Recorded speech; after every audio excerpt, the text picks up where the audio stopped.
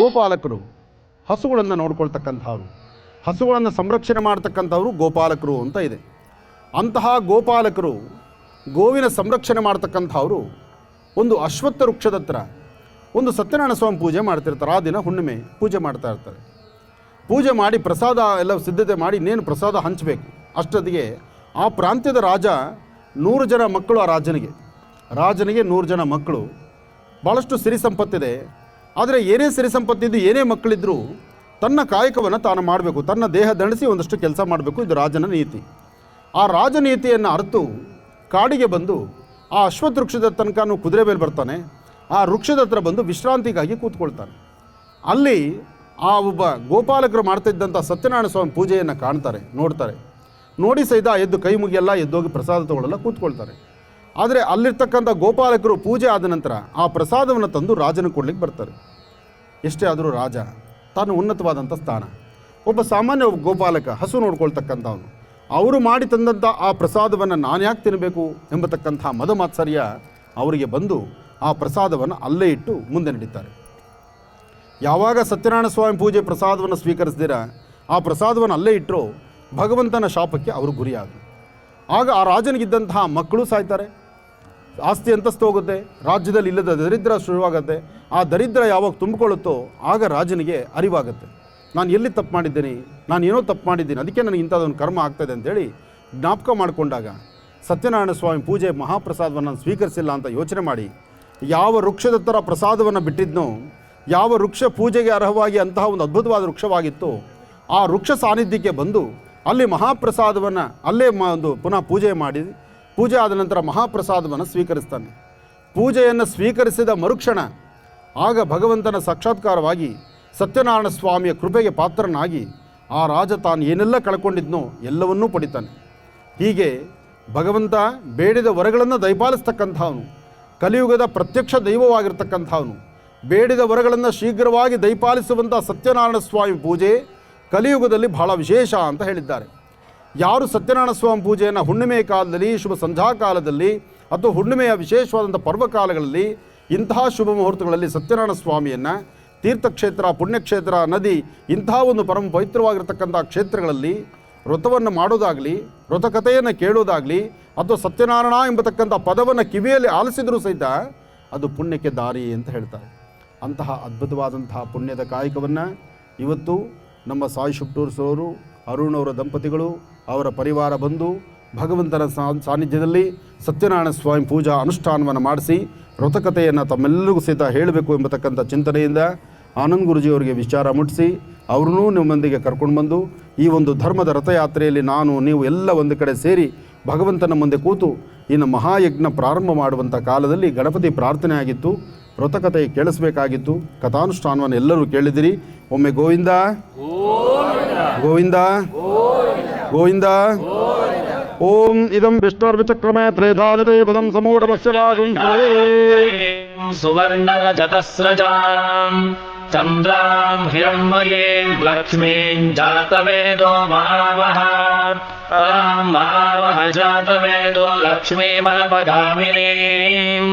ಯಸ್ಯಾಂ ಹಿರಣ್ಯಂ ಇಂದ್ರಿಯಂಜಾಮಶ್ವಂ ಪುರುಷಾನಹಂ ಅಶ್ವಪೂರ್ವಾಂ ರಥಮಜ್ಜಾಂ ಹಸ್ತಿನಾದಪ್ರಬೋಧಿನೀಂ ಶ್ರಿಯಂ ದೇವೀಂ ವಕ್ವಯೇ ಶ್ರೇರ್ಮಾ ದೇವೇಯುಷತಾಂ ಪಾಂಸೋಸ್ಮಿತಾಂ ಹಿರಣ್ಯಪ್ರಾಕಾರಾಮಾರ್ದ್ರಾಂ ಜ್ವಲಂತೀಂ ತರ್ಪಾಂ ತರ್ಪಯಂತೀಂ ಪದ್ಮೇ ಸ್ಥಿತಾಂ ಪದ್ಮವರ್ಣಾಂ ತ್ವಾಮಿಹೋ ವಕ್ವಯೇ ಶ್ರಿಯಂ चन्द्राम्रभासां यशसा ज्वलन्तीं श्रियं लोके देवजुष्टामुदाराम् तां पद्मिनीं शरणमहं प्रपद्ये लक्ष्मीर्मे नश्यतां त्वां वृणे आदित्यवर्णे तव सोऽधिजातो वनस्पतिस्तव वृक्षोऽथ बिल्वः तस्य फलानि तपसानुदन्तु मायान्तरायाश्च बाह्या लक्ष्मीः उपैतु मां देवसखः कीर्तिश्च मणिवासः प्रादुर्भूतोऽस्मि राष्ट्रेऽस्मिन् कीर्तिवृद्धिं ददातु मे क्षुत्पिपासामलान् ज्येष्ठामलक्ष्मीर्नाशयाम्यहम् अहोदिमसमृद्धिं च सर्वान् निर्णुद मे गृहान् गन्धद्वारान् दुराधर्षान् नित्यपुष्टाङ्गरीषिणीम् ईश्वरीं सर्वभूतानां तामिहो बह्वये श्रियम् मनसः काममाकोटिं वाचः सत्यमशीमहे पशूनां रूपमन्नस्य मयि श्रेयतां यशः तर्दमे अप्रयाभूता मयि सम्भव तर्दमा श्रियं वासय मे कुले मातरं पद्मवाणी. ಬಾಬಾರವರ ಸಾನ್ನಿಧ್ಯದಲ್ಲಿ ಸತ್ಯನಾರಾಯಣ ಸ್ವಾಮಿ ಪೂಜೆ ಮಹಾಯಜ್ಞ ಸಂಪನ್ನವಾಗಿದೆ. ಇವತ್ತು ಈ ಯಜ್ಞದಲ್ಲಿ ಪಾಲ್ಗೊಂಡಿರ್ತಕ್ಕಂಥ ನಾವು ನೀವೇ ಧನ್ಯರು. ಭಗವಂತ ತೃಪ್ತನಾದ್ದರಿಂದ ಯಜ್ಞ ನಡಿಬೇಕಾದರೆ ಜೋರಾಗಿ ವರ್ಣನ ಕೃಪೆ ಆದರೆ ಮಳೆ ಆದರೆ ಏನಪ್ಪ ಮಾಡೋದು ಅನ್ನೋ ಚಿಂತನೆ ನನಗಾಯಿತು. ಎಲ್ಲಿ ಯಜ್ಞಗಳು ನಡೆಯುತ್ತೋ ಅಲ್ಲಿ ಮಳೆ ಆದರೆ ಅದು ಸಂಪನ್ನ ಅಂತ ಹೇಳ್ತಾರೆ. ಆದರೆ ಯಜ್ಞ ಮಧ್ಯದಲ್ಲೇ ಮಳೆ ಆಗಿ ಆ ಯಜ್ಞೇಶ್ವರ ಶಾಂತವಾಗಿಬಿಟ್ರೆ, ಅದು ತಣ್ಣಗಾಗಿಬಿಟ್ರೆ ಒಂದು ದೋಷ ಅನ್ನೋದು ಮನಸ್ಸಲ್ಲಿ ಬಂದ್ಬಿಡುತ್ತೆ. ಆದರೆ ಭಗವಂತನ ಪ್ರಾರ್ಥನೆ ಮಾಡಿದ್ವಿ, ಯಜ್ಞ ಸಂಪನ್ನವಾಗಿದ್ದು ಕ್ಷೇತ್ರದಲ್ಲಿ ನಡೆದಿರ್ತಕ್ಕಂಥ ಯಜ್ಞ ಒಂದು ಪವಾಡವಾದ್ದರಿಂದ ಮಳೆ ಬಂದಂಗೆ ಬಂದು 4 ಹನಿ ಹಾಕಿ ಎಲ್ಲರನ್ನೂ ಹರಿಸಿ ಆಶೀರ್ವದಿಸಿ ಸಂತೃಪ್ತಿಯಿಂದ ಭಗವಂತನ ಆಶೀರ್ವಾದ ಮಾಡಿದೆ. ನನಗನ್ಸಿದೆ ಈ ಕ್ಷೇತ್ರದಲ್ಲಿ ನಾವು ಮಾಡಿದಂತಹ ಯಜ್ಞ ಇದು ಬಾಬಾರವರನ್ನ ಕುರಿತು ಬಾಬಾರವರ ಆಶೀರ್ವಾದ ಪಡೆಯಲಿಕ್ಕಾಗಿ. ಬಾಬಾರವರು ಯಾವುದೋ ಒಂದು ರೂಪದಲ್ಲಿ ಬಂದು ಹೋಗ್ತಾರೆ ಎಂಬತಕ್ಕಂಥದ್ದಕ್ಕೆ ಸಾಕ್ಷಿ ವರ್ಣನ ಕೃಪೆಯಾಗಿ ಮಳೆ 4 ಹನಿ ಬಿದ್ದು ಎಲ್ಲರ ಮೇಲೆ, ಏಕೆಂದರೆ ಆನಂದ್ ಗುರುಜಿ ಮೇಲೆ ಮಾತ್ರ ಮಳೆಯನ್ನೇ ಬಿದ್ದು ನಾನೊಬ್ಬ ಮಳೆ ಬಿತ್ತು ಅಂತ ಸಾಕ್ಷಿ ಹೇಳಲಿಲ್ಲ. ಮಳೆ ಎಲ್ಲರ ದೇಹದ ಮೇಲೂ ಒಂದೊಂದು ಹನಿ ಬಿದ್ದಿದೆ. ಬಿದ್ದ ಮಳೆ ಈಗಿಲ್ಲ, ಅಥವಾ ನಮ್ಮನ್ನು ಯಾರನ್ನೂ ಸಹಿತ ಎದ್ದು ಓಡೋಗೋ ಥರ ಮಾಡಲಿಲ್ಲ. ಬಾಬಾರವರು ನಾನಿದ್ದೀನಿ ಅಂತ ಮತ್ತೊಮ್ಮೆ ಸಾಕ್ಷಿ ಸಾಬೀತುಪಡಿಸಿದ್ದಾರೆ. ಅಂತಹ ಕ್ಷೇತ್ರದಲ್ಲಿ ನಾವು ಬಂದು ಇವತ್ತಿನ ದಿವಸ ಇಂಥ ಒಂದು ಸೇವೆ ಮಾಡಿ ನಾವು ನೀವೆಲ್ಲರೂ ಪುಣ್ಯ ಸಂಪಾದನೆ ಮಾಡಿದ್ದೀವಿ ಅಂದರೆ ಅದು ಖಂಡಿತ ತಪ್ಪಲ್ಲ. ಬಾಬಾರವರ ಕೃಪಾಶೀರ್ವಾದ ಎಲ್ಲರಿಗೂ ಇರಲಿ. ಬಾಬಾರವ್ರಿಗೆ ಆರತಿ ಮಾಡೋಣ. ನಿಧಾನಕ್ಕೆ ನೂಕುನುಗ್ಲು ಮಾಡ್ಕೊಳ್ತೀರಾ. ಯಜ್ಞೇಶ್ವರನ್ನ ಎಲ್ಲರೂ ನಿಂತ ಜಾಗದಲ್ಲೇ ಪ್ರಾರ್ಥನೆ ಮಾಡಿಕೊಂಡು ಎಲ್ಲರೂ ಬಾಬಾ ಕಡೆ ಗಮನ ಕೊಡಿ.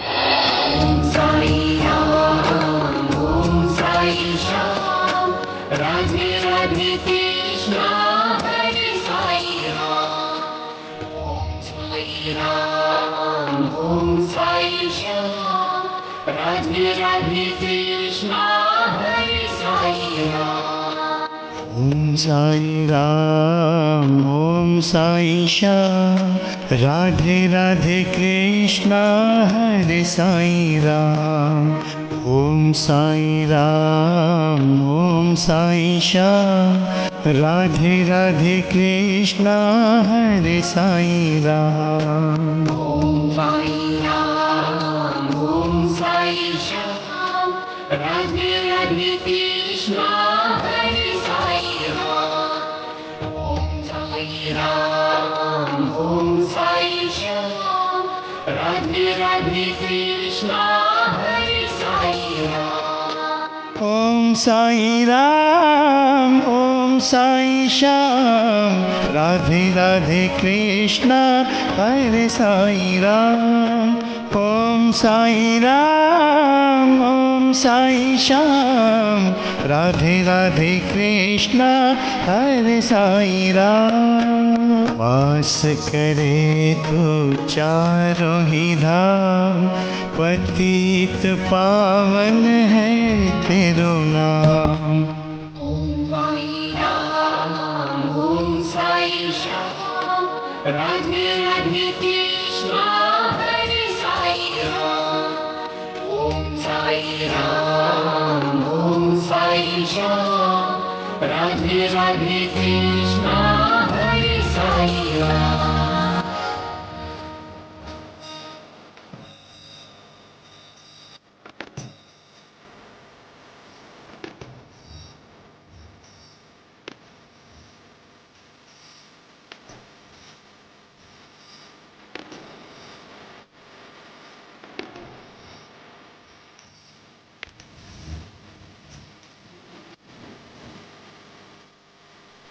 ಓಂ ಸಾಯಿ ರಾಮ್ ಓಂ ಸಾಯಿ ಶ್ಯಾಮ್ ರಾಧೆ ರಾಧೆ ಕೃಷ್ಣ ಹರೆ Sai Ram Sai Ram, Om Sai Shyam, Radhe Radhe Krishna, Hare Sai Ram. Shirdi वाले साई दादा आया है तेरे दर पे सवारी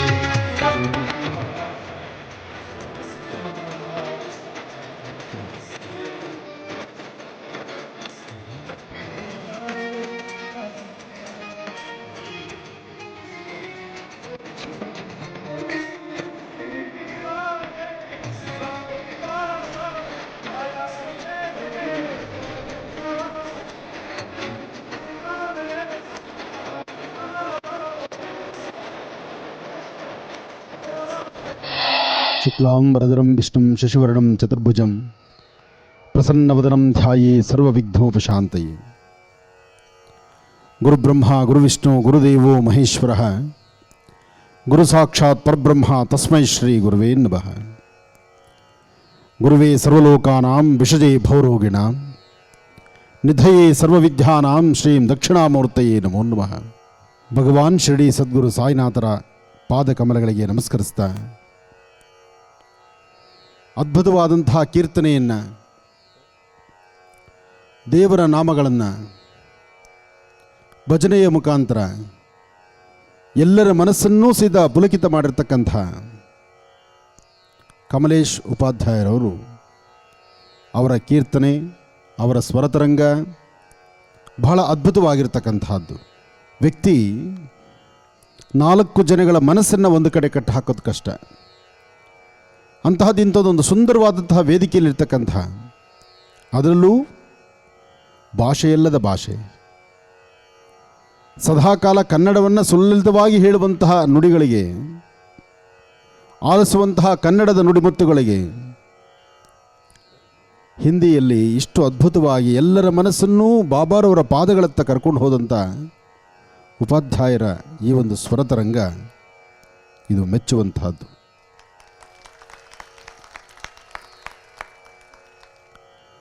ಕಾರ್ಯಕ್ರಮ ಪ್ರಾರಂಭ ಆದಾಗಲಿಂದ, ತಾವು ಶಿರಡಿಗೆ ಕಾಲಿಟ್ಟಾಗಲಿಂದ ಬಾಬಾರವರೇ ಕೈ ಬೀಸಿ ಕರೆಯುವಂತಹ ಈ ಶಿರಡಿ ಯಾತ್ರೆ, ಮನುಷ್ಯ ಕೋಟಿಗೆ ಬದುಕಿದ್ರೂ ನೀನು ಬಾ ಇಲ್ಲಿ ದರ್ಶನ ಮಾಡು ಅಂತ ಹೇಳಿದ್ರೆ ಸಾಧ್ಯವಿಲ್ಲ. ಆತ ಕರಿಬೇಕು, ನಾವಿಲ್ಲಿ ಬರಬೇಕು. ಇದು ಈ ನಿಮ್ಮ ಆನಂದ್ ಗುರೂಜಿಯವರ ಜೀವನದಲ್ಲೂ ನಡೆದ ಕತೆ. ನನಗೆ ಬಾಬಾರವರ ಆಲಯಕ್ಕೆ ಬರಬೇಕು ಅಂತ ತುಂಬ ಆಸೆ. ಒಂದು ಸತಿ ಬಾಬಾರವರನ್ನು ಎಲ್ಲರೂ ಇಷ್ಟು ಕೊಂಡಾಡ್ತಾರೆ. ಇಲ್ಲಿರ್ತಕ್ಕಂಥ ಸಾನ್ನಿಧ್ಯದಲ್ಲಿರ್ತಕ್ಕಂಥ ಬಾಬಾರವ್ರನ್ನ ನೋಡಬೇಕು, ಅವರ ಕಣ್ಗಳನ್ನು ನೋಡಬೇಕು, ಅವ್ರ ಕಣ್ಗಳಲ್ಲೇ ಮಾತಾಡ್ತಾರೆ ಅಂತ ಎಷ್ಟೋ ಜನಗಳ ಧ್ವನಿ ಈ ನಿಮ್ಮ ಆನಂದ್ ಗುರೂಜಿಯವರ ಮನಸ್ಸು, ಹೃದಯ ಬಹಳ ಕಲಗ್ತಾ ಇತ್ತು. ಆದರೆ ಯಾವ ಪುಣ್ಯಾತ್ಮನೂ ನಾನು ಕರ್ಕೊಂಡು ಬರಲಿಕ್ಕೆ ಮುಂದೆ ಬರ್ತಿಲ್ವಲ್ಲ, ನಾನು ಬರಲಿಕ್ಕೆ ನನಗೆ ದಾರಿ ಗೊತ್ತಿಲ್ವಲ್ಲ, ಆ ಚಿಂತನೆಯೂ ನನಗಿತ್ತು. ಇದು ಸುಮಾರು 15-18 ವರ್ಷಗಳ ಮಾತು. ಆಗ ಒಬ್ಬ ಪುಣ್ಯಾತ್ಮ ಬಂದ. ನಾನು ನಿಮ್ಮನ್ನು ಶಿರಡಿ ಕರ್ಕೊಂಡು ಹೋಗ್ತೀನಿ ಎಂದ. 4 ದಿವಸದ ಮುಂಚಿತವಾಗಿ ಶಿರಡಿಯಿಂದಲೇ ಬಂದಿದ್ದ. ಆತ ಶಿರಡಿ ಪ್ರಸಾದ ಕೊಟ್ಟಾಗ ನಾನು ಕೇಳಿದ್ದೆ ನಿಮ್ಮನ್ನು, ನನಗೊಮ್ಮೆ ಶಿರಡಿ ಬಾಬಾರವ್ರನ್ನ ತೋರಿಸಿ ಶಿರಡಿಗೆ ನಾನು ಕರ್ಕೊಂಡು ಹೋಗಿ ಅಂತ. ಅವರು ಆ ಕೊಟ್ಟಂಥ ಮಹಾಪ್ರಸಾದ ಭಸ್ಮ ಹಣೆಗಚ್ಕೊಂಡು ನಾನು ಕೇಳಿದಂಥ ಗಳಿಗೆ ಬಹುಶಃ ಅಶ್ವಿನಿ ದೇವತೆಗಳು ಅಸ್ತು ಅಂದರೋ ಏನೋ. ಅದಾದ 3-4ನೇ ದಿವಸಕ್ಕೆ ಬಂದ, ನನ್ನ ಕರ್ಕೊಂಡು ಬಂದ್ಬಿಟ್ಟಾತ. ಬೆಂಗಳೂರಿನಿಂದ ಬೆಳಿಗ್ಗೆ 6 ಗಂಟೆಗೂ 6:30 ಬಿಟ್ವಿ. ರಾತ್ರಿ 8:30-9 ಗಂಟೆಗೆ ಇಲ್ಲಿ ಬಂದು ಸೇರಿದ್ವಿ. ಎಲ್ಲೂ ನಾನ್ ಸ್ಟಾಪ್, ಎಲ್ಲೂ ನಿಲ್ಲಿಸಿದ್ದಿಲ್ಲ. ಒಂದು ಕಡೆ ಊಟಕ್ಕೆ ನಿಲ್ಲಿಸಿ ರಾತ್ರಿ ಬಂದುಬಿಟ್ವಿ ನಾವು. ಬೆಳಿಗ್ಗೆ ಎದ್ದು ಬಾಬಾ ದರ್ಶನ. ನಾನು ಆ ಕ್ಷಣ ಬಾಬಾರವರ ಮುಂದೆ ನಿಂತಾಗ ಆ ಕಡೆ ಈ ಕಡೆ ಎಡ ಮತ್ತು ಬಲದಲ್ಲಿ ಸರತಿ ಸಾಲಲ್ಲಿ ನಿಂತು ಸಾಕಷ್ಟು ಜನ ಭಕ್ತರು. ಎಲ್ಲರನ್ನೂ ಒಮ್ಮೆ ನೋಡಿದೆ. ಎಲ್ಲರ ಕಣ್ಗಳಲ್ಲೂ ಅವ್ರಿಗೆ ಅರಿವಿಲ್ಲದಂಥ ರೀತಿ ಕಣ್ಣಲ್ಲಿ ನೀರು. ನಾನು ಮತ್ತೊಮ್ಮೆ ಬಾಬಾರವರು ನೋಡಿದೆ. ಇವರು ಆನಂದ ಕಳ್ತಿದ್ದಾರಾ ಅಥವಾ ನೋವಲ್ಲಿ ಅಳ್ತಿದ್ದಾರಾ? ಯಾವುದಕ್ಕೋಸ್ಕರ ಇವ್ರ ಕಣ್ಣಲ್ಲಿ ನೀರು ಬರ್ತಿದೆ ಬಾಬಾ ಅಂತ ನಾನು ಕೇಳಿದೆ. ಅದಾದ 10 ನಿಮಿಷಕ್ಕೆ ಈ ನಿಮ್ಮ ಆನಂದ್ ಗುರೂಜಿ ಕಣ್ಣಲ್ಲೂ ನೀರು ಬಂತು. ಯಾಕೆಂದರೆ ಆ ಬಾಬಾರವರ ಮುಂದೆ ನಿಂತು ನಮ್ಮನ್ನು ನಾವು ಸಂಪೂರ್ಣವಾಗಿ ಬಾಬಾರವರ ಪಾದ ಹತ್ರ ತೆಗೆದುಕೊಂಡು ಹೋದಾಗ ನಮಗೆ ಅರಿವಿಲ್ಲದಂಥ ನೋವಿನ ಕಣ್ಣೀರು, ಆನಂದ ಬಾಷ್ಪ ಎಲ್ಲವನ್ನೂ ತರಿಸ್ತಾನೆ. ಬಹುಶಃ ಜಗತ್ತಿನಲ್ಲಿ ನಾನು ಸಾಕಷ್ಟು ದೇವಾಲಯಗಳನ್ನು ನೋಡಿದ್ದೇನೆ, ಸಾಕಷ್ಟು ಗುರು ಪರಂಪರೆಗಳನ್ನು ನೋಡಿದ್ದೇನೆ, ಗುರು ಸಾನ್ನಿಧ್ಯಗಳಿಗೆ ಹೋಗಿದ್ದೇನೆ. ಆದರೆ ಎಲ್ಲೂ ಇಲ್ಲದಂಥ ಒಂದು ಆಕರ್ಷಣೆಯ ಕಣ್ಗಳು ಶಿರಡಿಯಲ್ಲಿದೆ. ನಾನು ಆಗಲೇ ಬಾಬಾರವರಿಗೆ ಪುಷ್ಪವೃಷ್ಟಿ ಮಾಡಬೇಕಾದ್ರೆ ನಾನೊಂದು ಒಂದು ಮನಸ್ಸಿನ ಒಂದು ಮಾತು ಬಂತು. ಇಷ್ಟು ಹೂವು ನಿನ್ನ ಮೇಲೆ ನಾನು ಹಾಕ್ತಾ ಇದ್ದೇನೆ, ಇದರ ನೋವು ನಿನಗಾಗತ್ತೆ, ನೋವು ತಡಿಲಿಕ್ಕಾಗಲ್ಲ, ಅದು ನನಗೆ ಅರಿವಾಗತ್ತೆ. ಯಾಕೆಂದರೆ ಆ ಪುಷ್ಪವೃಷ್ಟಿ ಮಾಡುವಾಗ ಅದು ಏನು ಕತೆ ಅಂತ ನನಗೆ ಗೊತ್ತು. ಆದರೆ ಬಂದ ಭಕ್ತರೆಲ್ಲ ನಿನ್ನ ಹೂವು ಮೇಲೆ ನಿನ್ನ ಹೂನಲ್ಲಿ ಮೆರೆಸ್ತಾರೆ, ನಿನ್ನ ಮೇಲೆ ಇಷ್ಟು ಹೂವು ಹಾಕ್ತಾ ಇರ್ತಾರೆ. ನೀನು ಇಲ್ಲಿರೋದೇ ಸತ್ಯ ಆದರೆ ನಿನ್ನ ಮೇಲೆ, ನಿನ್ನ ಹೃದಯದ ಮೇಲೆ ಹೂವು ಇಟ್ಕೊಳ್ದಿರ ನೀನು ಆಚೆ ಕಳಿಸ್ಬೇಕು. ನೀನು ಇಲ್ಲಿರೋದು ಸತ್ಯ ಆದರೆ ನಾನು ಮಾಡಿರುವಂಥ ಈ ಪುಷ್ಪವೃಷ್ಟಿ ನಿನ್ನ ಎದೆ ಬಡಿತದ ಆ ಜೋರು ಶಬ್ದ ನನಗೆ ಕೇಳಿದಿದ್ರೂ ಪರವಾಗಿಲ್ಲ, ಆದರೆ ಆ ಹೂಗಳಲ್ಲಿ ನನಗೆ ಗೊತ್ತಾಗಬೇಕು. ಆ ಗೊತ್ತಾದರೆ ಮಾತ್ರ ನಾನು ಮೆಟ್ಲು ತಲೆಗಿಳಿತೀನಿ ಅಂತ ನಾನು ಅಲ್ಲೇ ನಿಂತೆ. ಬಹುಶಃ ಎಷ್ಟು ಜನ ಈ ದೃಶ್ಯವನ್ನು ಕಂಡ್ರೋ ಇಲ್ವೋ ಅದು ನನಗೆ ಗೊತ್ತಿಲ್ಲ. ಅಲ್ಲಿ ದೇವರ ಪ್ರಸಾದ ಆದರೆ ಮಾತ್ರ ಜಾಗ ಬದಲಾಯಿಸೋನು ನಾನು, ಇಲ್ಲಾಂದರೆ ನಾನು ಒಂಥರ ಹುಚ್ಚ. ದೇವರು ನೀನು ಗಟ್ಟಿನ ನಾನು ಗಟ್ಟಿನ ನಿಂತು ಬಿಡ್ತೀನಿ. ನಾನು ಎಷ್ಟೋ ದೇವಾಲಯಗಳಲ್ಲಿ ನಾನು ಕಂಡಿದ್ದೇನೆ, ನನ್ನ ಬಗ್ಗೆ ಮಾತಾಡ್ಕೊಳ್ಳೋ ನಾಲಿಗೆಗಳು ಸಾಕಷ್ಟಿದೆ. ಒಂದಷ್ಟು ಜನ ಹೇಳ್ತಾರೆ ಆನಂದ್ ಗುರುಜಿಯವ್ರ ಹೂವನ್ನ ದೇವ್ರ ಪ್ರಸಾದ ಆಗೋದನ್ನು ಸಣ್ಣದಾಗಿ ರೇಷ್ಮೆ ದಾರ ಕಟ್ಟಿ ಎಳಿತಾರೆ. ಒಂದಷ್ಟು ಜನ ಹೇಳ್ತಾರೆ ಆನಂದ್ ಗುರುಜಿಯವರು ಅವ್ರ ಶಿಷ್ಯರನ್ನು ರೆಡಿ ಮಾಡಿಬಿಟ್ಟಿರ್ತಾರೆ, ಅವ್ರು ಬರೋಕ್ಕೆ ಮೊದಲೇ ದಾರ ಕಟ್ಟಿ ರೆಡಿ ಇಟ್ಕೊಂಡಿರ್ತಾರೆ, ಅವ್ರು ಬಂದ ತಕ್ಷಣ ಹೂವು ದಾರ ಇಳಿಸ್ಬಿಡ್ತಾರೆ ಅಂತ ಹೇಳಿದ್ರು. ಈ ಹುಚ್ಚನಿಗೆ ಗೊತ್ತು, ಆ ದೇವ್ರಿಗೆ ಗೊತ್ತು.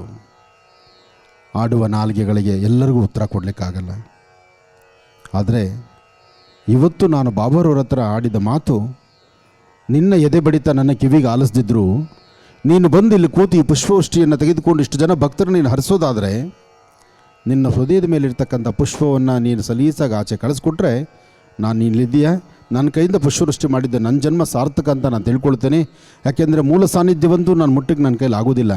ಆದರೆ ಅದೃಷ್ಟ ಇವತ್ತು ಬೆಳಗ್ಗೆ ಬಾಬಾರವರ ಸಮಾಧಿಯನ್ನು ಸ್ಪರ್ಶ ಮಾಡುವಾಗ ನನಗಾದ ಆನಂದವೇ ಬೇರೆ. ಇಲ್ಲಿವರೆಗೂ ಬರೀ ಬಾಬಾರವರ ಪಾದಗಳನ್ನು ಮಾತ್ರ ಮುಟ್ತಾ ಇದ್ದೆ, ನಾನು ಆ ಸಮಾಧಿ ಭಾಗದಲ್ಲಿ ನಿಂತುಕೊಳ್ತಿದ್ದೆ. ಆದರೆ ಇವತ್ತು ಸಾಕಷ್ಟು ಹೊತ್ತು ನಿಂತೆ, ಜೊತೆಗೆ ಬಾಬಾರವರ ಸಮಾಧಿಯನ್ನು ಮುಟ್ಟಿದೆ. ಆಗ ನನ್ನ ಮನಸ್ಸಲ್ಲೊಂದು ಸಂಕಲ್ಪನೂ ಮಾಡಿದೆ, ಇವತ್ತು ಸಾಧ್ಯವಾದರೆ ಇವತ್ತಿನ ಸಂಧ್ಯಾ ಕಾರ್ಯಕ್ರಮ, ಸತ್ಯನಾರಾಯಣ ಸ್ವಾಮಿ ಪೂಜೆ ಇದೆ, ವಿಶೇಷವಾದಂಥ ಒಂದು ಮಹಾಯಜ್ಞ ಇದೆ, ಇದೆಲ್ಲದರ ಮಧ್ಯದಲ್ಲಿ ನನ್ನ ಮನಸ್ಸು ಸಂತೋಷಪಡಿಸುವಂಥದ್ದು ಏನಾದರೂ ಒಂದು ಅದ್ಭುತ ನಡೀಬೇಕು. ಆ ಅದ್ಭುತ ನಡೆದರೆ ನಾನು ಇಲ್ಲಿಗೆ ಬಂದಿದ್ದು ಸಾರ್ಥಕ ಅಂತ ಅಂದ್ಕೊಂಡೆ.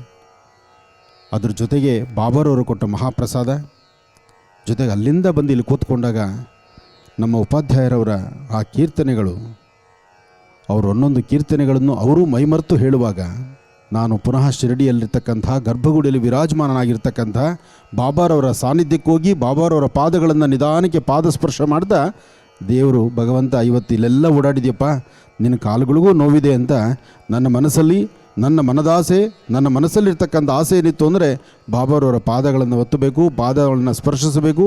ಅವರ ಪಾದಗಳಿಗೂ ನೋವಿದೆ, ಯಾಕೆಂದರೆ ಜಗತ್ತನ್ನು ಸುತ್ತಕೊಂಡು ಬಂದಂತಹ ನಿನಗಿಲ್ವಾ ನೋವು, ಆ ನೋವನ್ನು ದೂರ ಮಾಡಲಿಕ್ಕೆ ಒಂದಿಷ್ಟು ಈ ಪಾಮರನಿಗೆ ಒಂದು ಸೇವೆ ಸಿಗಲಿ ಅಂತ ನಾನು ಆತನ ಪಾದಗಳನ್ನು ಒತ್ತುತ್ತಾ ನನ್ನ ಮೈ ಮರೆತು ಕೂತ್ಕೊಂಡೆ. ಅಂದರೆ ಒಂದು ಕೀರ್ತನೆಗೆ ಅಂತಹ ಅದ್ಭುತವಾದ ಶಕ್ತಿ ಇದೆ. ಭಗವಂತ ಒಲಿತಕ್ಕಂಥದ್ದು ಒಂದು ಸಂಗೀತಕ್ಕೆ, ಇನ್ನೊಂದು ಕೀರ್ತನೆಗೆ, ಭಜನೆಗಳಿಗೆ, ಮತ್ತೊಂದು ವೇದಮಂತ್ರಕ್ಕೆ, ಅದಾದ ನಂತರ ನಾದಕ್ಕೆ. ಈ ಶಬ್ದ ನಮ್ಮನ್ನು ಅಲ್ಲಕ್ಕೆ ಕರ್ಕೊಂಡು ಹೋಯಿತು. ಎಲ್ಲ ಯಾತ್ರೆಗಳಿಗೂ ಮೀರಿರ್ತಕ್ಕಂಥ ಇದೊಂದು ಅದ್ಭುತವಾದಂಥ ಯಾತ್ರೆ ಶಿರಡಿ ಯಾತ್ರೆ, ಅದು ಸಾಯಿ ಶುಪ್ಟೂರ್ಸ್ ಅವರ ಜೊತೆಯಲ್ಲಿ. ಹಾಗಾಗಿ ಅರುಣವರು ಹಾಕುವ ಪ್ರತಿ ಹೆಜ್ಜೆಯೂ ಹೆಚ್ಚಿನ ಯಶಸ್ಸಾಗಿದ್ದು ಇಂಥ ಇನ್ನಷ್ಟು ಧರ್ಮ ಕಾರ್ಯಗಳು ನಡೆಯುವಂಥದ್ದಾಗಲಿ, ಎಲ್ಲರಿಗೂ ಶುಭವಾಗಲಿ, ಒಳ್ಳೆಯದಾಗಲಿ. ಶುಭ ಸಂಧ್ಯಾಕಾಲ. ಈ ಆಯೋಜನೆ ಮತ್ತು ಇಲ್ಲಿನ ವ್ಯವಸ್ಥೆ ಇಷ್ಟೆಲ್ಲ ಒಂದು ಸುಂದರವಾದಂಥ ಮಧುರ ಕಂಠದಿಂದ ಹಾಡಿರ್ತಕ್ಕಂಥ ಉಪಾಧ್ಯಾಯರಿಗೂ ಎಲ್ಲರಿಗೂ ಸಹಿತ ನನ್ನ ಆರಾಧ್ಯ ದೇವತೆ ತಾಯಿ ಲಲಿತಾ ರಾಜರಾಜೇಶ್ವರಿ ಶ್ರೀನಿವಾಸ ಲಕ್ಷ್ಮೀ ಭೂವರಹ ಸ್ವಾಮಿಯ ಸಂಪೂರ್ಣ ಅನುಗ್ರಹ ಉಂಟಾಗಲಿ ಅಂತ ನಾನು ಮತ್ತೊಮ್ಮೆ ದೇವರನ್ನ ಪ್ರಾರ್ಥನೆ ಮಾಡ್ತಾ, ಒಳ್ಳೆಯದಾಗಲಿ, ಶುಭವಾಗಲಿ.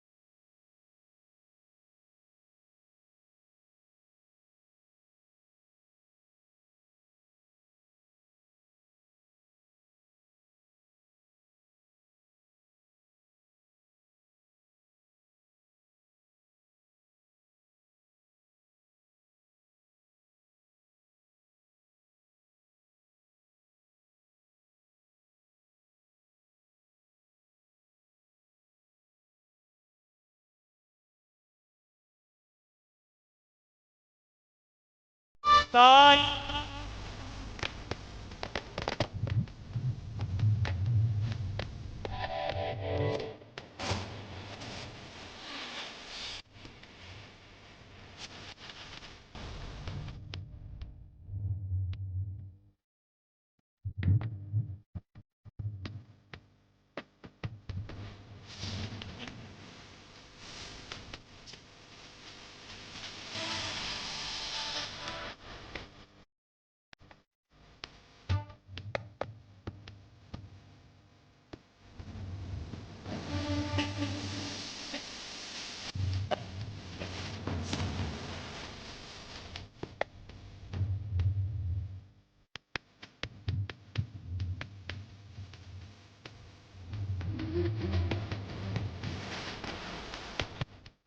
ಈ ವಸ್ತ್ರದಲ್ಲಿ ಇಷ್ಟು ಆನಂದ ಇದೆಯಲ್ಲ, ಇನ್ನು ಬಾಬಾರವ್ರನ್ನ ಸ್ಪರ್ಶ ಮಾಡೋದಾಗಲಿ, ಬಾಬಾರವ್ರನ್ನ ಹತ್ತಿರ ನೋಡೋದಾಗಲಿ ಅದು ಸಾಧ್ಯವಾ?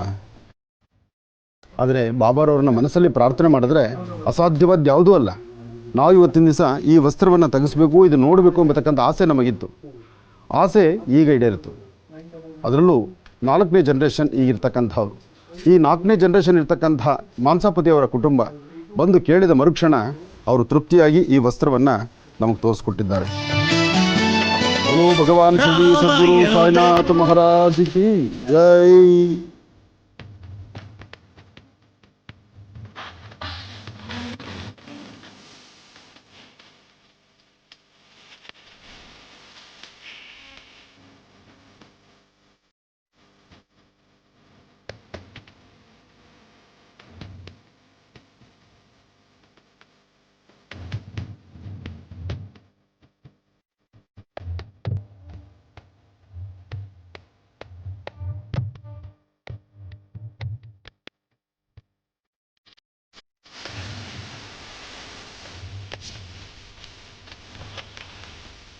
बोलो भगवान शिरडी सद्गुरु साईनाथ महाराज की जय. बोलो ಮಹನ್ಸಾಪತಿ ಮಹಾರಾಜ್ ಕಿ ಜೈ. ಬಾಬಾರವರ ಈ ಒಂದು ವಸ್ತ್ರವನ್ನು ತಾವು ದರ್ಶನ ಮಾಡ್ತಿದ್ದೀರಿ. ಮಹನ್ಸಾಪತಿಯವರ 4ನೇ ಜನ್ರೇಷನ್ನು ಇವತ್ತು ನಾವು ನೋಡ್ತಾ ಇರ್ತಕ್ಕಂಥದ್ದು. 4ನೇ ಜನ್ರೇಷನ್ನು 4ನೇ ತಲೆಮಾರಿನಲ್ಲಿರ್ತಕ್ಕಂಥವರು ಅವರ ವಾಸ್ತುಗೃಹದಲ್ಲಿ ಬಾಬಾರವರು ಧರಿಸಿರ್ತಕ್ಕಂಥ ಈ ಒಂದು ವಸ್ತ್ರವನ್ನು ನಾವು ದರ್ಶನ ಮಾಡ್ತಾ ಇದ್ದೀವಿ. ಇದೊಂದು ಸೌಭಾಗ್ಯವೇ ಸರಿ. ಈ ವಸ್ತ್ರವನ್ನು ಸ್ಪರ್ಶ ಮಾಡೋದು, ಈ ವಸ್ತ್ರವನ್ನು ನೋಡೋದು ಒಂದು ಭಾಗ್ಯ, ಆದರೆ ಸ್ಪರ್ಶ ಮಾಡೋದಿದೆಯಲ್ಲ ಅದು ಇನ್ನಷ್ಟು ಭಾಗ್ಯ. ದೊರಕುನಾ ಇటువంటి ಸೇವಾ, ಇದು ಭಾಗ್ಯ, ಇದು ಭಾಗ್ಯ, ಇದು ಭಾಗ್ಯವಯ್ಯ. ಅಂತಹ ಅದೃಷ್ಟ ಇವತ್ತು ನಿಮ್ಮ ಮಹರ್ಷಿ ಆನಂದ್ ಗುರೂಜಿಯವರು ಸಿಕ್ತು. ಜೊತೆಗೆ ದರ್ಶನ ಮಾಡೋ ಭಾಗ್ಯ ನಿಮ್ಮೆಲ್ಲರಿಗೂ ಸಿಕ್ತು. ಈ ವಸ್ತ್ರವನ್ನು ಬಹಳ ಜೋಪಾನವಾಗಿ ಕಾಪಾಡಿರ್ತಕ್ಕಂಥದ್ದು ಮಹನ್ಸಾಪತಿ ಕುಟುಂಬದ 4ನೇ ತಲೆಮಾರು. 140 ವರ್ಷಗಳ ಇತಿಹಾಸ ಇರ್ತಕ್ಕಂಥ ಈ ವಸ್ತ್ರ, 140 ವರ್ಷ ಇದನ್ನು ಜೋಪಾನ ಕಾಪಾಡಿದ್ದಾರಲ್ಲ. ಬಾಬಾರವರು ಮೈಮೇಲೆ ಧರಿಸಿರ್ತಕ್ಕಂಥ ವಸ್ತ್ರವನ್ನು ಇವರ ಕುಟುಂಬಕ್ಕೆ ಕೊಡುಗೆಯಾಗಿ ಕೊಟ್ಟಿದ್ದಾರೆ. ಒಂದು ಕಡೆ ಪಾದಿಕೆಗಳು ಕೊಟ್ಟಿದ್ದಾರೆ, ಒಂದು ಕಡೆ ವಸ್ತ್ರವನ್ನೇ ಕೊಟ್ಟಿದ್ದಾರೆ. ಇನ್ನು ಬಾಬಾರವರ ಮೂಲ ಸಾನ್ನಿಧ್ಯದಲ್ಲಿ ಅವರ ದಂಡುಕೋಲು, ಅವರು ಉಪಯೋಗಿಸ್ತಿರ್ತಕ್ಕಂತಹ ಪಾತ್ರೆಗಳು ಎಲ್ಲವೂ ಅಲ್ಲಿದೆ. ಎಲ್ಲವೂ ನಮ್ಮ ಪೂರ್ವಜನ್ಮದ ಪುಣ್ಯವೇ ಸರಿ. ಏನೇ ಆದರೂ ತಲೆಮಾರುಗಳು ಮುನ್ನಡೀತಾ ಇರಬೇಕು.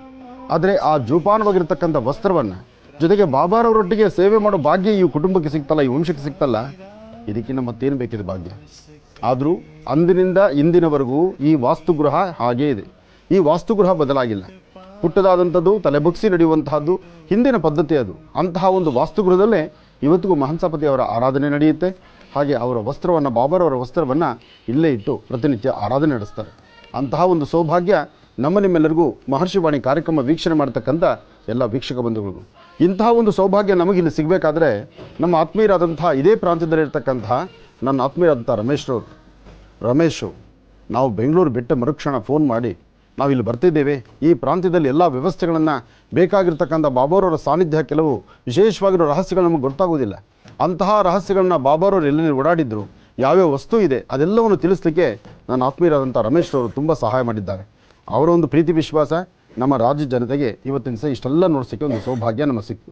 ಒಳ್ಳೆಯದಾಗಲಿ, ಶುಭವಾಗಲಿ. ಓಂ ಸಾಯಿ ರಾಮ್, ಓಂ ಸಾಯಿ ಶ್ಯಾಮ್, ರಾಧೆ ರಾಧೆ ಕೃಷ್ಣ ಹರೆ Sai Ram. Sai Ram, Om Sai Shyam, Radhe Radhe Krishna, Hare Sai Ram. तेरी भक्ति से हो कल्याण, तू करता दुख दूर तमाम। ओम साई राम ओम साई श्याम राधे राधे कृष्णा हरे साई राम। तेरी भक्ति से हो कल्याण, तू करता दुख दूर तमाम। ओम साई राम ओम साई श्याम राधे राधे कृष्णा हरे साई राम। ओम साई राम ओम साई श्याम राधे राधे कृष्णा हरे साई राम।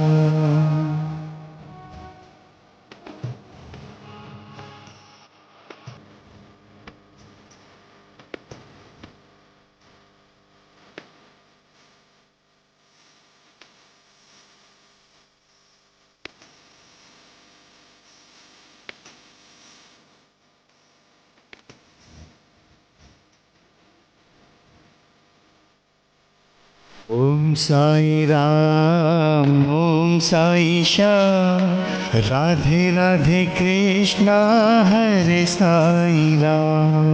ओम साई राम ओम साई श्याम राधे राधे कृष्णा हरे साई राम। सबसे निराली है तेरी शान, मन भावन तेरो शिरडी धाम।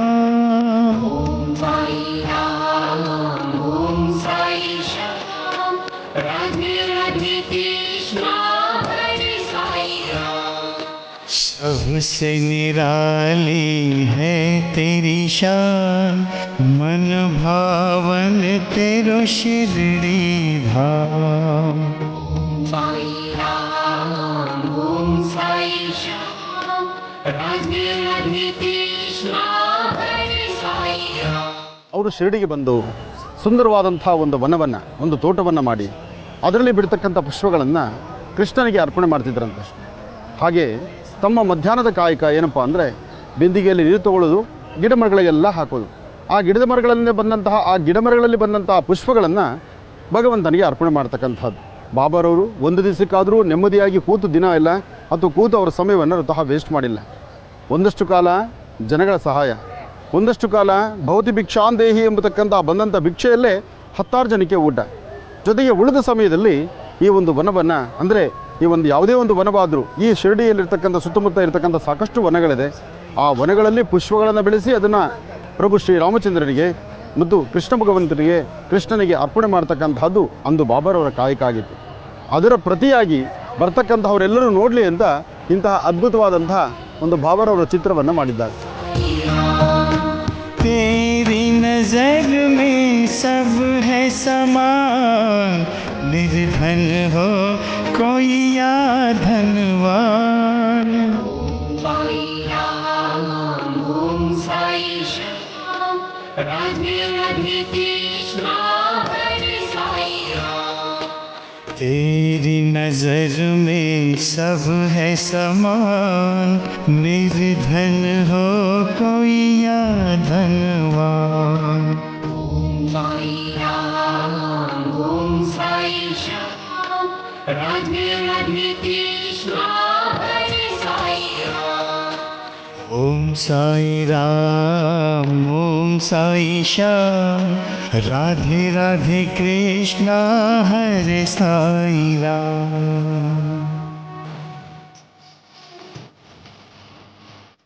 ಈ ಸಾಲಿಗ್ರಾಮದ ವಿಶೇಷತೆ ಏನಂದರೆ, ನೀವು ನಂಬಿಕೆ ಇಡಬೇಕು. ನಂಬಿಕೆ ಇಟ್ಟು ನೀವು ಪರಸ್ಪರ ದೇವಿಯೊಂದಿಗೆ ಮಾತಾಡ್ತಾ ನೀವು ಅವರ ಆಶೀರ್ವಾದ ತೊಗೊಂಡ್ರಿ ಅಂದರೆ ಖಂಡಿತವಾಗೂ ನೀವು ಅಂದ್ಕೊಂಡಿದ್ದು ಎಲ್ಲನೂ ನೆರವೇರುತ್ತೆ. ಅದು ನೆರವೇರಿದೆ ಕೂಡ. ನಮ್ಮ ಕುಟುಂಬಕ್ಕಾಗಲಿ, ನಮ್ಮ ಮನೆಯವ್ರಿಗಾಗಲಿ ಆನಂದ್ ಗುರೂಜಿಯವರ ಆಶೀರ್ವಾದ ಮತ್ತು ಸಾಲಿಗ್ರಾಮದ ಆಶೀರ್ವಾದ ತುಂಬ ಹೃದಯದಿಂದ ಇದೆ.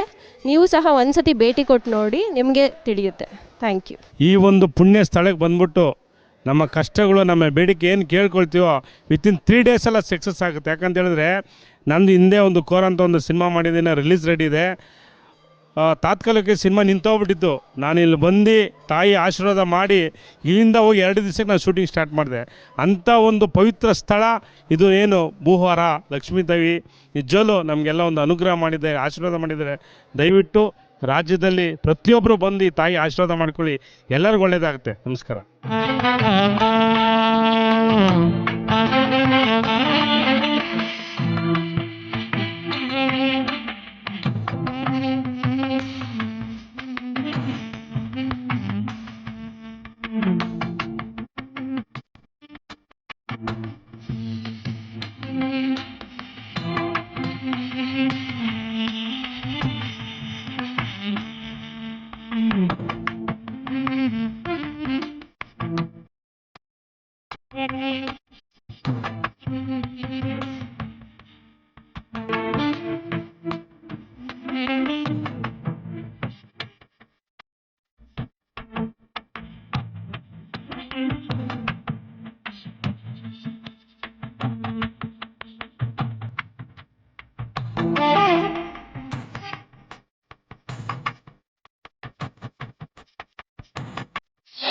ಓಂಕಾರಾಸನಗರ್ಭಿದಾಂ ನಿಲಸಿಕಾಂ ಸೋಂ ಕ್ಲೀಂ ಕಳಾಂ ಬಿಭ್ರದೀಂ ಸವರ್ಣಾಂ ವರದಾಣೀಂ ಚ ವರಸದಾಂ ಧೂತಾಂ ತ್ರಿನೇತ್ರೋಜ್ವಲಾಂ ಒಂದೇ ಪುಸ್ತಕಭಾಸಮಂಕುಶಿಧರಾಂ ಸೃಗ್ಭೂಷಿತಾಂ ಜ್ವಲಾಂತ್ ವಾಂಗ್ ಗೌರೀಂ ತ್ರಿಪುರಾಂ ಫರಾತ್ಪ್ರಕಲಾಂ ಶ್ರೀಚಕ್ರ ಸಂಚಾರಣಿ. ತಾಯಿ ಮಹಾಲಕ್ಷ್ಮಿಯನ್ನು ಪ್ರಾರ್ಥನೆ ಮಾಡಿ ಗಂಗಾರಾಧನೆ ಮಾಡಿ ಗಂಗೆಯನ್ನು ಇಲ್ಲಿಂದ ವಿಶೇಷವಾಗಿರ್ತಕ್ಕಂತಹ ಈ ಪುಣ್ಯ ಜಲವನ್ನು ಮಹರ್ಷಿ ಮಂದಿರಕ್ಕೆ ಸಾಲಿಗ್ರಾಮ ಕ್ಷೇತ್ರಕ್ಕೆ ತೆಗೆದುಕೊಂಡು ಹೋಗಿ ಎಲ್ಲ ಭಕ್ತ ಸಮೂಹದೊಂದಿಗೆ ಜೊತೆಗೆ ಸಾಕಷ್ಟು ಜನ ಪೊಲೀಸ್ ಸಿಬ್ಬಂದಿಯೊಂದಿಗೆ ವಿಶೇಷವಾಗಿ ನಡೀತಿರ್ತಕ್ಕಂತಹ ಈ ಒಂದು ಅರ್ಥಗರ್ಭಿತವಾದಂತಹ ಅನುಷ್ಠಾನ ಸರ್ವರಿಗೂ ಸಕಲರಿಗೂ ಸಹಿತ ಸನ್ಮಂಗಳ ಉಂಟಾಗಲಿ. ಜೊತೆಗೆ ಈಗಾಗಲೇ ಸಾಕಷ್ಟು ಪ್ರವಾಹಕ್ಕೀಡಾಗಿರ್ತಕ್ಕಂಥ ನಮ್ಮ ಪಕ್ಕದ ರಾಜ್ಯಗಳಲ್ಲಿ ಸಾಕಷ್ಟು ತೊಂದರೆಗಳೇ ನಡೀತಾ ಇದೆ. ಸಾಕಷ್ಟು ಕಡೆ ಮಳೆಯ ಅಭಾವ ಒಂದು ಕಡೆ ಆದರೆ ವಿಪರೀತವಾದಂತಹ ಮಳೆಯಿಂದ ಪ್ರವಾಹಕ್ಕೀಡಾಗಿರ್ತಕ್ಕಂಥ ಜನತೆ ಸಾಕಷ್ಟು ಜನ ಇದ್ದಾರೆ. ಯಾರೆಲ್ಲ ಸಂಕಷ್ಟದಲ್ಲಿದ್ದಾರೆ ಅವರ ಕಷ್ಟಗಳು ದೂರ ಆಗಬೇಕು. ಪ್ರಕೃತಿ ಮಾತೆ ಶಾಂತಳಾಗಬೇಕು. ಮಳೆ ಇಲ್ಲದಂಥ ಸಾನ್ನಿಧ್ಯಗಳಲ್ಲಿ ಮಳೆ ಆಗಬೇಕು. ಅತಿಯಾದಂಥ ಮಳೆ ಆಗುವ ಕಡೆ ಪ್ರಕೃತಿ ಶಾಂತಳಾಗಿ ಆ ಭಾಗದ ಜನನ ನೆಮ್ಮದಿಯಾಗಿ ಕಾಪಾಡಬೇಕು. ಅದಕ್ಕಾಗಿ ಸೋಮೇಶ್ವರ ಸುಂದರೇಶ್ವರ ಪರಮೇಶ್ವರನ್ನು ಪ್ರಾರ್ಥನೆ ಮಾಡ್ತಾ ಲಕ್ಷ್ಮೀ ಭೂವರಹ ಸ್ವಾಮಿ ಅಂದು ಇಡೀ ಭೂಮಂಡಲ ಇಡೀ ಭೂತಾಯಿನೇ ಸಂಕಷ್ಟದಲ್ಲಿದ್ದಾಗ ಹಿರಣ್ಯಾಕ್ಷ ಎಂಬತಕ್ಕಂಥ ರಾಕ್ಷಸ ಅಟ್ಟಿಸ್ಕೊಂಡು ಹೋದಾಗ ಮಹಾವಿಷ್ಣು ಬಳಿ ಹೋಗಿ ತಾನು ಪ್ರಾರ್ಥನೆ ಮಾಡಿದ್ದರಿಂದಲೇ ವರಹಾವತಾರ ಆಯಿತು. ಅಂದು ವರಹಾವತಾರ ಆಗಿ ಭೂಮಿಯನ್ನು ಸಂರಕ್ಷಣೆ ಮಾಡಿದಂಥ ಮಹಾವಿಷ್ಣುನ ಇಂದು ಪ್ರಾರ್ಥನೆ ಮಾಡ್ತಿದ್ದೀವಿ. ಇಂದು ಸಹಿತ ಭೂಮಿಯಲ್ಲಿ ಯಾರೆಲ್ಲ ಸಂಕಷ್ಟದಲ್ಲಿದ್ದಾರೋ ಅವರೆಲ್ಲ ಕಷ್ಟಗಳು ಬೇಗ ದೂರ ಆಗಲಿ, ಎಲ್ಲರಿಗೂ ಅನುಗ್ರಹ ಸಿಗಲಿ ಎಂಬತಕ್ಕಂಥ ಈ ಚಿಂತನೆಯಿಂದ ಮಹರ್ಷಿ ಮಂದಿರದಲ್ಲಿ ಸಾಲಿಗ್ರಾಮ ಕ್ಷೇತ್ರದಲ್ಲಿ ವಾರ್ಷಿಕ ಜಾತ್ರಾ ಮಹೋತ್ಸವ ಹೌದು, ಜೊತೆಗೆ ಸಾರ್ವತ್ರಿಕವಾಗಿ ಲೋಕ ಕಲ್ಯಾಣಾರ್ಥವಾಗಿ ಒಂದು ಪ್ರಧಾನ ಸಂಕಲ್ಪವೂ ಹೌದು. ಇದರ ಮಧ್ಯದಲ್ಲಿ ಈ ನಿಮ್ಮ ಮಹರ್ಷಿಗಳಿಂದ ಜೈ ಜವಾನ್ ಜೈ ಕಿಸಾನ್, ರೈತರಿಗೆ ಯೋಧರಿಗೆ ಅದು ಪ್ರತಿನಿತ್ಯದ ಸಂಕಲ್ಪ. ಆ ಸಂಕಲ್ಪವನ್ನು ಮಾಡಿ ಎಲ್ಲರಿಗೂ ಅನುಗ್ರಹ ಸಿಗುವಂಥದ್ದಾಗಲಿ. ಮಹಾಲಕ್ಷ್ಮಿಯ ಪಾದಗಳೊಂದಿಗೆ ಮಹಾಲಕ್ಷ್ಮಿ ಪಾದಗಳನ್ನು ದರ್ಶನ ಮಾಡ್ತಿರ್ತಕ್ಕಂಥ ತಮ್ಮೆಲ್ಲರಿಗೂ ಶುಭ ಉಂಟಾಗಲಿ ಅಂತ ಮತ್ತೊಮ್ಮೆ ನಾನು ದೇವರನ್ನು ಪ್ರಾರ್ಥಿಸ್ತೇನೆ.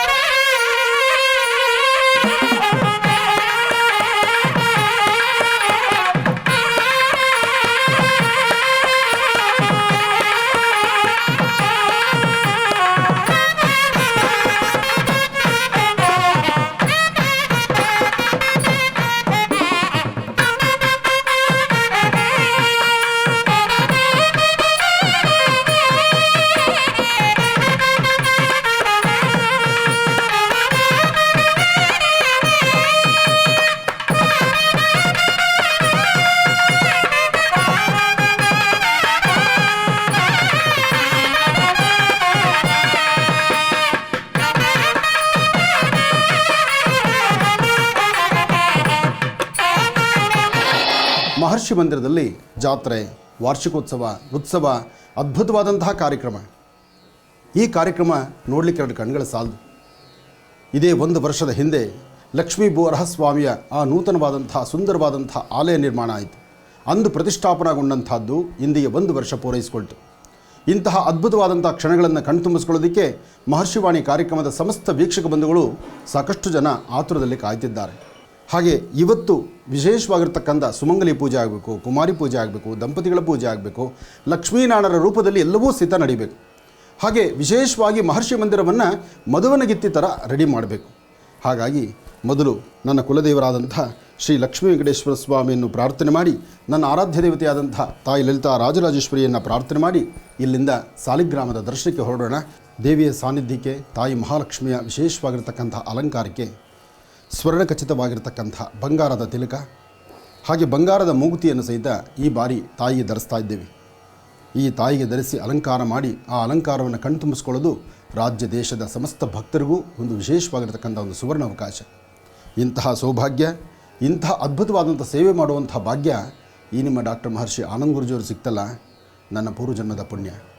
ಹಾಗಾಗಿ ಈ ಮಹತ್ತರವಾಗಿರ್ತಕ್ಕಂಥ ಈ ಧರ್ಮ ಕಾರ್ಯವನ್ನು, ಧರ್ಮದ ಜಾಗೃತಿಯನ್ನು ಎಲ್ಲರಿಗೂ ಅನುಗ್ರಹ ಆಗಲಿ, ರಾಜ್ಯ ದೇಶ ಸುಭಿಕ್ಷವಾಗಿರಲಿ ಅಂತ ನಾನು ಮತ್ತೊಮ್ಮೆ ಭಗವತಿಯನ್ನು ಪ್ರಾರ್ಥನೆ ಮಾಡ್ತೇನೆ.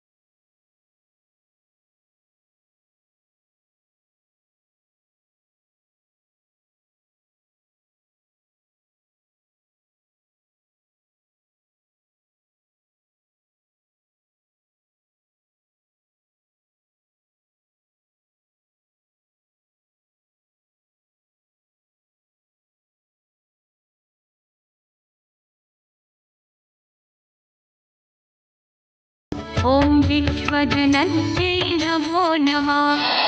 ಈ ಕ್ಷೇತ್ರದಲ್ಲಿ ಸತತ 1 ವರ್ಷ ಕಾಲ ಸ್ವಾಮಿಯ ದರ್ಶನಕ್ಕೆ ಬಂದು, ಲಕ್ಷ್ಮಿಯ ದರ್ಶನಕ್ಕೆ ಬಂದು, ಮಹಾಮೃತ್ತಿಗೆಯನ್ನು ತೆಗೆದುಕೊಂಡು ಆ ಮೃತ್ತಿಗೆಯ 48 ದಿವಸ ಮಂಡಲ ಪೂಜೆಯನ್ನು ಮಾಡಿ ಸಾಕಷ್ಟು ಕೆಲಸ ಕಾರ್ಯಗಳನ್ನು, ಕೋರ್ಟು ಕಚೇರಿ ಕೇಸುಗಳನ್ನು, ದಾಂಪತ್ಯದಲ್ಲಿರ್ತಕ್ಕಂಥ ಕಲಹಗಳನ್ನು, ಕುಟುಂಬದ ಯಶಸ್ಸನ್ನು, ಒಂದಷ್ಟು ಜನ ಸಂತಾನ ನಮಗಾಯಿತು, ಗರ್ಭ ನಿಲ್ತು, ಒಂದು ಪುತ್ರ ರತ್ನ ಜನ್ಮ ಆಯಿತು ಅನ್ನುವಂತಹ ಮಾತನ್ನು ನಾವು ಕೇಳಿದ್ವಿ. ಇದೊಂದು ದೈವ ಸಾನ್ನಿಧ್ಯ ಪುಣ್ಯಕ್ಷೇತ್ರ. ಬೆಂಗಳೂರಿನ ಉತ್ತರ ಭಾಗದಲ್ಲಿರ್ತಕ್ಕಂಥ ನವರತ್ನ ಅಗ್ರಹಾರದಲ್ಲಿ ಸ್ವಾಮಿ ಇಲ್ಲಿ ಬಂದು ನಿಂತುಕೊಳ್ಳೋದು ನಮಗೆ ಗೊತ್ತಿಲ್ಲ, ಇಷ್ಟು ಜನಸಾಗರ ಸೇರುವುದು ನಮಗೆ ಗೊತ್ತಿಲ್ಲ. ಇದೇ ಕಳೆದ 1 ವರ್ಷದ ಹಿಂದೆ ಅದ್ಭುತವಾದಂಥ ಸಾಲಿಗ್ರಾಮವನ್ನಿಟ್ಟಾಗ ನಿತ್ಯೋತ್ಸವವಾಗಿ ನಡೆದದ್ದನ್ನು ಕಂಡು ಸ್ವಾಮಿ ಇಲ್ಲೇ ಕೂತ್ಕೋಬೇಕು ಅಂತ ಚಿಂತನೆ ಮಾಡಿ ಲಕ್ಷ್ಮೀಪುರ ಸ್ವಾಮಿಯನ್ನು ಪ್ರತಿಷ್ಠಾಪನೆ ಮಾಡಿದ್ವಿ. ಎಷ್ಟೇ ಪೂಜೆ ಪುರಸ್ಕಾರಗಳು ಮಾಡಿದ್ರೂ ಯಜ್ಞಕ್ಕೆ ಸರಿಸಮಾನವಾದಲ್ಲ. ಯಾಕೆಂದರೆ ಯಜ್ಞಕ್ಕೆ ಅಂಥದ್ದೊಂದು ಶಕ್ತಿ ಇದೆ. ಎಲ್ಲಿ ಹೋಮ ಹವನಾದಿಗಳು ನಡೀತೋ, ಎಲ್ಲಿ ಹವಿಸ್ಸನ್ನು ಕೊಡ್ತಿರ್ತಾರೋ ಅಂತಹ ಕ್ಷೇತ್ರಗಳಿಗೆ ದರ್ಶನ ಕೊಡಬೇಕು ಅಂತ ಹೇಳ್ತಾರೆ. ಕಾರಣ, ಹವಿಸ್ಸು ಕೊಡುವಾಗ ಸಾಕ್ಷಾತ್ ಭಗವಂತನೇ ಬರ್ತಾನೆ. ಯಾಕೆಂದರೆ ನಾವು ಯಾವ್ಯಾವ ದೇವರನ್ನ ಇಲ್ಲಿ ಕರೆದಿರ್ತೇವೋ ಅವರೆಲ್ಲರೂ ಅತಿಥಿಗಳಾಗಿ ಬಂದು ನಾವು ಕೊಡುವಂಥ ಹವಿಸ್ಸನ್ನು ತೆಗೆದುಕೊಂಡು ಬಂದಿರತಕ್ಕಂಥ ಎಲ್ಲ ಭಕ್ತ ಮಹಾಶಯರಿಗೆ ಆಶೀರ್ವಾದ ಮಾಡುವಂಥ ಕಾಲ ಹೋಮದಲ್ಲಿದೆ. ಅದೇ ನೀವು ಪೂಜೆಗಳನ್ನು ಮಾಡುವಾಗ ನಮ್ಮ ಶ್ರದ್ಧೆ, ನಮ್ಮ ಮನಸ್ಸು ಅಲ್ಲಿ ನಿಲ್ಲಿಸ್ಲಿಕ್ಕೆ ಆಗೋದಿಲ್ಲ. ಯಾಕೆಂದರೆ ಈ ಪಂಚಭೂತಗಳಿಗೆ ಅಂಥ ಅದ್ಭುತವಾದ ಶಕ್ತಿ ಇದೆ. ಅಗ್ನಿಗೆ ಎದುರಾಗಿ ಹೋಗಬಾರ್ದು, ಬೀಸುವ ಗಾಳಿಗೆ ಎದುರು ನಿಲ್ಲಬಾರ್ದು, ಸಮುದ್ರದ ಅಲೆಗೆ ಎದೆತಟ್ಟಿ ನಿಲ್ಲಬಾರ್ದು. ಹಾಗೆ ಜನ್ಮದಾತರಾದಂತಹ ತಂದೆ ತಾಯಿಗೆ ಎದುರು ನಿಂತು ಅವ್ರನ್ನ ಯಾವತ್ತೂ ನಾವು ಪ್ರಶ್ನೆ ಮಾಡಬಾರ್ದು. ಈ ಒಂದು ಕಾಯಕವನ್ನು ಮಾಡಿದ್ರೆ ಮಾತ್ರ ಸೃಷ್ಟಿಯಲ್ಲಿ ನಾವು 4 ದಿವಸ ಉಳಿಬಹುದು. ಹುಟ್ಟುವ ಪ್ರತಿಯೊಬ್ಬ ಮನುಷ್ಯನಿಗೂ ಸಾವು ಖಚಿತ. ನಾನು ಇನ್ನಷ್ಟು ಪುಣ್ಯ ಫಲ ಮಾಡಿದ್ರೂ ನಾನು ನಾಳೆ ಇದ್ದೀನೋ ಇಲ್ಲೋ ಗೊತ್ತಿಲ್ಲ. ಆದರೆ ನಾವಿರುವವರೆಗೂ ನ್ಯಾಯವಾಗಿ ಸನ್ಮಾರ್ಗದಲ್ಲಿದ್ದರೆ ನಮ್ಮ ಮುಂದಿನ ಸಂತತಿ ಹೇಗಿರುತ್ತೆ ಅನ್ನೋದನ್ನು ನಿರ್ದರ್ಶನ ಭಗವಂತ ತೋರಿಸ್ತಾ ಇರ್ತಾನೆ. ಅದಕ್ಕೆ ಹೇಳೋದು, ಭಗವಂತ ತಾನು ಮಾಡುವ ಕಾಯಕ ತನ್ನ ಮುಂದಿರುವ ಬದುಕಲ್ಲಿ ನೋಡಬೇಕು ಅಂತ ಹೇಳ್ತಾನೆ. ಆ ಬದುಕು ಹೇಗೆ ಅಂದರೆ ಅದು ಗುರು ಹಿರಿಯರ ಆಶೀರ್ವಾದದೊಂದಿಗೆ ಮಾತ್ರ ಸಿಗುವಂಥದ್ದು. ಅಂತಹ ಅದ್ಭುತವಾದಂಥ ಈ ಸುಂದರ ಕ್ಷಣಕ್ಕೆ ನಾಗರ ಪಂಚಮಿ ಅಂದರೆ ನಮ್ಮ ಭಾರತೀಯ ಹಿಂದೂ ಸನಾತನ ಧರ್ಮದಲ್ಲಿ ತವರು ಶಾಂತವಾಗಿರಲಿ, ತವ್ರ ಮನೆ ಚೆನ್ನಾಗಿರಲಿ ಅಂತ ಹರಸಿ ಆಶೀರ್ವದಿಸುವಂಥ ಶುಭಗಳಿಗೆ ಅಂತ ಇದು ಸಾರಿ ಹೇಳ್ತಾರೆ. ಅದಕ್ಕೆ ಗಂಡು ಮಕ್ಕಳಿಗೆ ಒಂದು ಬೆಂತೊಳೆಯುವ ಹಬ್ಬ ಇದೆ. ಹಾಗೆ ಹುತ್ತಕ್ಕೋಗಿ ತೆನೆ ಏರ್ಕೊಂಬರುವಂಥ ಹಬ್ಬ ಇದೆ. ಹುತ್ತದ ಮಣ್ಣನ್ನು ತಂದು 2 ಕಿವಿಗಳಿಗೂ 2 ಕಣ್ಣುಗಳಿಗೂ ಹೃದಯ ಮಧ್ಯಭಾಗಕ್ಕೂ ಇಡಬೇಕು ಅಂತ ಹೇಳ್ತಾರೆ. ಹಾಗೆ ಆ ಹುತ್ತದ ಮಣ್ಣಿನ ಪ್ರಸಾದವೇ ಮೃತ್ತಿಗೆ ಪ್ರಸಾದ ಅಂತ ಹೇಳ್ತಾರೆ. ಅಂತಹ ಮೃತ್ತಿಗೆಯನ್ನು, ಸಾಲಿಗ್ರಾಮದ ಮೃತ್ತಿಗೆ ಪ್ರಸಾದ ತಗೊಂಡು ತಾವೆಲ್ಲರೂ ಸಹಿತ ಕಾರ್ಯಸಿದ್ಧಿಗಳು ಮಾಡ್ಕೊಂಡಿದ್ದೀರಿ. ಇವತ್ತೆಲ್ಲರಿಗೂ ಸಹಿತ ಒಳಿತಾಗಲಿ, ಶುಭವಾಗಲಿ, ಭಗವತಿಯ ಸಂಪೂರ್ಣ ಅನುಗ್ರಹ ಉಂಟಾಗಲಿ. ಇದಂ ವಿಷ್ಣು ಚಕ್ರಮೇತ್ರೆ ಧಾರಿತೇ ಪದಂ ಸಮೂಢವಸ್ಸಮಾಗಂ ಸುರೇ.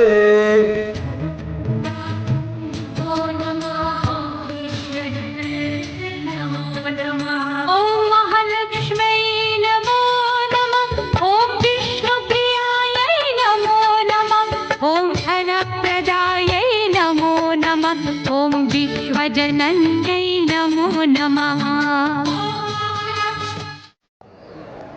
ಈಗ ಶ್ರೀ ವಲ್ಲಿದೇವ ಸೇನಾ ಸಮೇತ ಸುಬ್ರಹ್ಮಣ್ಯೇಶ್ವರನ್ನ, ಸ್ಕಂಧಾಗ್ರಜನ್ನ, ಪಾರ್ವತಿ ಮುದ್ದಿನ ಕುವರನ್ನ ನೋಡಿ. ಪಾರ್ವತಿಗೆ ಗಣಪನ ಕಂಡ್ರೆ ಬಹಳ ಪ್ರೀತಿ. ಅದು ಎಲ್ಲಿಂದ? ಈ ಕಂಠದಿಂದ ಮೇಲ್ಭಾಗ ಅಂತ ಹೇಳ್ತಾರೆ. ಆದರೆ ಗರ್ಭಕ್ಕೆ ಸಂಬಂಧಪಟ್ಟದ್ದು ಸುಬ್ರಹ್ಮಣ್ಯೇಶ್ವರ. ಹಾಗಾಗಿ ಸುಬ್ರಹ್ಮಣ್ಯೇಶ್ವರನಿಗೆ ಒಂದು ಕೈ ಜಾಸ್ತಿ ಪ್ರೀತಿ ತಾಯಿ ಮೇಲೆ ಅಂತ ಹೇಳ್ತಾರೆ. ತಾಯಿ ಮೇಲೆ ಪ್ರೀತಿ ಜಾಸ್ತಿ ಆದ್ದರಿಂದ ಇವತ್ತು ಬಳ್ಳಾರಿ ಹತ್ರ, ಸಂಡೂರು ಹತ್ರ ಒಂದು ಸುಬ್ರಹ್ಮಣ್ಯೇಶ್ವರ ದೇವಸ್ಥಾನ ಇದೆ. ನೋಡಿದ್ದೀರಾ ಅಥವಾ ಕೇಳಿದ್ದೀರಾ? ಅಲ್ಲಿ ಒಂದು ವಿಭೂತಿದು ಒಂದು ಗುಡ್ಡ ಇದೆ, ಭಸ್ಮದ ಗುಡ್ಡ.